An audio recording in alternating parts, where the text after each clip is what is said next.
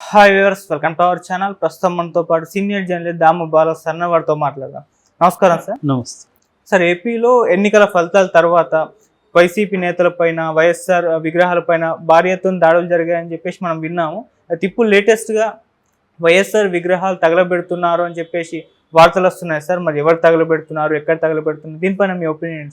యాక్చువల్గా డే 1 నుంచే తెలుగుదేశం కూటమి ప్రభుత్వం రివెంజ్ స్టార్ట్ చేస్తుంది. ఇది మల్టీఫోల్డ్గా జరుగుతుంది. అనేక రూపాల్లో ఈ రివెంజ్ అనేది జరుగుతుంది.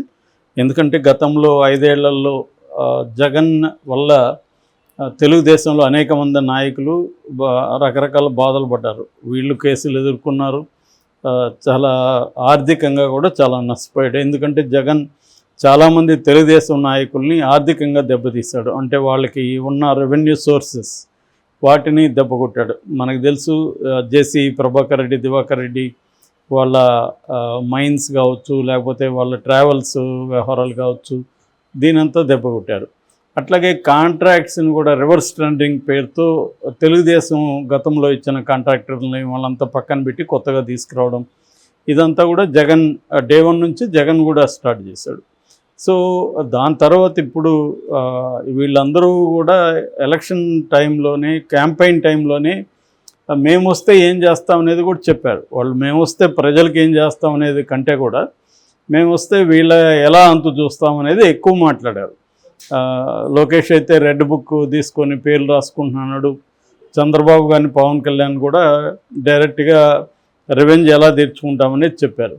ఆ తర్వాత అధికారం అంటే రిజల్ట్ వచ్చిన రోజు నుంచే వీళ్ళ మీద కేసులు పెట్టడానికి కావాల్సిన ఏర్పాట్లను వేగం చేశారు.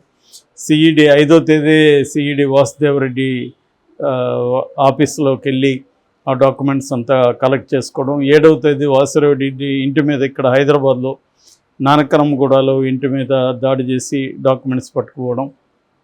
ఆ తర్వాత మన ఆయన బొత్స సత్యనారాయణ మీద కేసు పెట్టడం, టీచర్స్ బదిలీలో అవకతవకలు, ఇలాగ వరుసగా కేసులు. ఇంకా ఆడుదాం ఆంధ్ర, మన రోజా, బైరెడ్డి సిద్ధార్థరెడ్డి, తర్వాత సజ్జల రామకృష్ణారెడ్డి మీద మొన్న కేసు నమోదైంది. ఇది కూడా మల్టిపుల్గా ఉంటుంది. కేసులు పెట్టడం కూడా ఎలాగ ఉంటుందంటే గవర్నమెంటే కొన్ని చేస్తుంది, కొన్ని ప్రైవేటు వ్యక్తుల దగ్గర చేయిస్తుంది. అది తెలుగుదేశం వాళ్ళే కానక్కర్లా, తెలుగుదేశానికి చాలామంది మిత్రులు ఉన్నారు, వాళ్ళ ద్వారా కూడా చేయిస్తుంటుంది. అలాగే రకరకాల పద్ధతులు కేసులు పెట్టడం అనేది మొదలైంది. That is one thing. Second thing, కొంతమంది నాయకులను టార్గెట్ చేసి వాళ్ళ ఇళ్ళ మీద దాడులు చేయడం, వాళ్ళ ఆఫీసుల మీద దాడులు చేయడం, అది కూడా మొదలైంది. ఫర్ ఎగ్జాంపుల్ కొడాలి నాని వాళ్ళ ఇంటి మీద రాళ్ళు వేయడం చూసాము. అట్లాగే జోగి రమేష్, తర్వాత ఆయన వల్లభనేని వంశీ, అట్లాగే రోజా ఇంటి ముందు కూడా వెళ్ళి వీళ్ళు జనసేన వాళ్ళు కట్అవుట్లో అవన్నీ పెట్టడం, ఇలాగా కొంతమంది టార్గెట్ చేసి వాళ్ళ ఇంట్ల మీదకి రాళ్ళు వేయడం, వాళ్ళని భయభ్రాంతం చేయడం అనేది ఒకవైపు నడుస్తుంది. మరోవైపు సచివాలయాలు కావచ్చు, లేకపోతే మిగతా ఆఫీసుల్లోకి వెళ్ళి వైసీపీ రంగులు మార్చడం, వైసీపీ శిలాఫలకాలని పగలగొట్టడం, ఈ కార్యక్రమం నడుస్తుంది. ఇంకోవైపు వీసీలను టార్గెట్ చేయడం. ఎస్కే యూనివర్సిటీ వీసీని గెరవ చేశారు, అక్కడ వైఎస్ఆర్ విగ్రహాన్ని తీయించారు. అట్లాగే ఏయు ఆంధ్ర యూనివర్సిటీ వైస్ ఛాన్సలర్ని బెదిరిస్తూ ఫోన్లు, లెటర్లు వెళ్తున్నాయి. అధికారులు కూడా, పై అధికారులు కూడా ఆయన్ని రిజైన్ చేయమని కోరుతున్నారు. బట్ ఆయన మీరు రిటర్న్గా ఇస్తే నేను రిజైన్ చేస్తాను, నేను ఎందుకు రిజైన్ చేయాలని అడుగుతున్నాడు ఆయన. సో దాని మీద కూడా ఆల్రెడీ తెలుగుదేశం మీడియా స్టార్ట్ చేసింది. సో ఇదొక వైపు. మరోవైపు ఏం చేస్తున్నారంటే అధికారులను వేధించడం. సో గతంలో వైసీపీతో పనిచేసిన అధికారులు ఎవరైతే ఉన్నారో వాళ్లను వేధించడం అనేది జరుగుతుంది. అట్లాగే జగన్ పథకాలకన్నిటికీ పేర్లు మార్చేసేయడం, వాటిని పథకాలని మొత్తం రూపురేఖలు మార్చడం, కొన్నిటిని పక్కన పెట్టేసేయడం, ఈ కార్యక్రమం జరుగుతుంది. అంటే మల్టీఫోల్డ్గా తెలుగుదేశం కూటమి చేస్తుంది. ఒకవైపేమో పవన్ కళ్యాణ్ ఏమో వాళ్ళ ఎమ్మెల్యేలతో సమావేశమైనప్పుడు మనము వైసీపీ వాళ్ళ మీద రివెంజ్ తీర్చుకోకూడదు, మనం 5 కోట్ల మంది ప్రజల ఆకాంక్షలని నెరవేర్చాలి, సంక్షేమం అభివృద్ధి వైపు మనం దృష్టి పెట్టాలని ఆయన ఉపన్యాసాలు ఇచ్చాడు, కానీ ఆయన ఎక్కడా దీన్ని ఖండించట్లేదు ఇప్పటి వరకు. ఈవెన్ జనసేనకులు కూడా జోగి రమేష్ లాంటి వాళ్ళ ఇంటి మీదకి వెళ్ళారు. మొన్ననే అతను ఒక ఎంపీ కారు భరత్ అనుకుంటా, ఆయన కారు తగలబెట్టారు.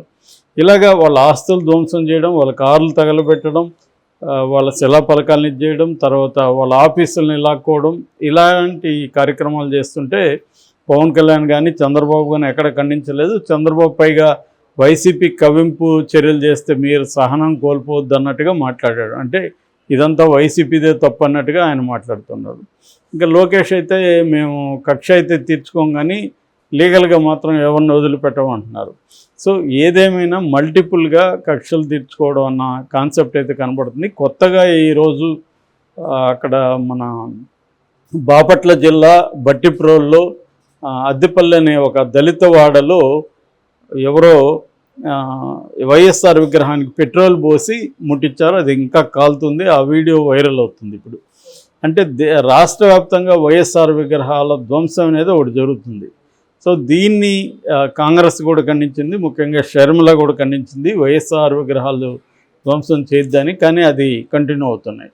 సో అంటే మల్టీఫోల్డ్లో ఒక రివెంజ్ అనేది నడుస్తుంది. మరి ఇది ఈ రివెంజ్ వల్ల వీళ్ళకి ఒక ఆనందం అయితే కలగచ్చేమో, కానీ అంటే జగన్ గతంలో మనం చేస్తాం కాబట్టి మనం కూడా చేయాలనేది కరెక్ట్ అని వాళ్ళు అనుకోవచ్చు. కానీ దీనివల్ల ఏమవుతుందంటే ప్రజలకి ఏ రకమైన మేలు జరగదు. మళ్ళీ వాళ్ళు వస్తే వీళ్ళు చేశారని వాళ్ళు చేస్తారు. గతంలో 2014-19లో తెలుగుదేశం చేసిందని వైసీపీ చేసింది, ఇప్పుడు వైసీపీ చేసిందని వీళ్ళు చేస్తున్నారు.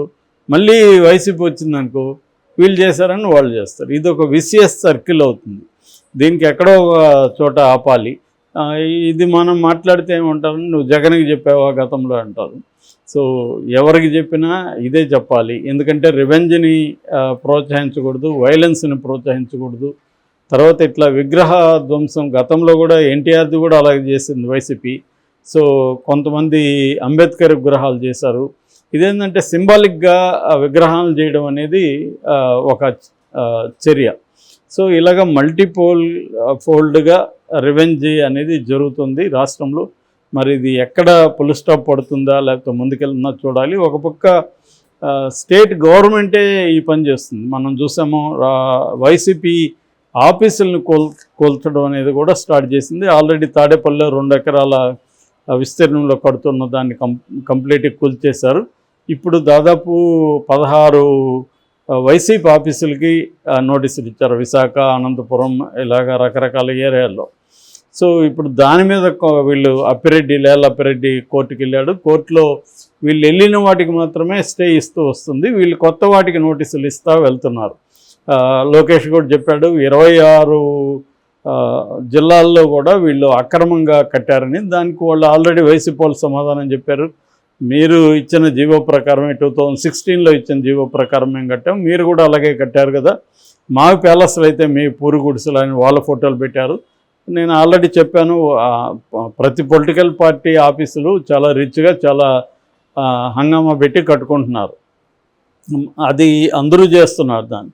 సో ఇప్పుడు దాన్ని ఒక పార్టీనే టార్గెట్ చేయడం బదులు మొత్తంగా వీళ్ళు ఒక జ్యుడిషియల్ కమిషన్ వేసి అసలు ఏ పొలిటికల్ పార్టీ అయినా అనుమతులు లేకుండా కడుతున్నారా ఏంటి అనేది అందరి మీద చేయాలి. ఎందుకంటే తెలుగుదేశం మీద కూడా ఇదే ఆరోపణలు ఉన్నాయి. సో ఈ రివెంజ్ స్టోరీకి ఎప్పుడు ఫుల్ స్టాప్ పడుతుంది అనేది మనం చూడాలి. Okay sir, thank you so much.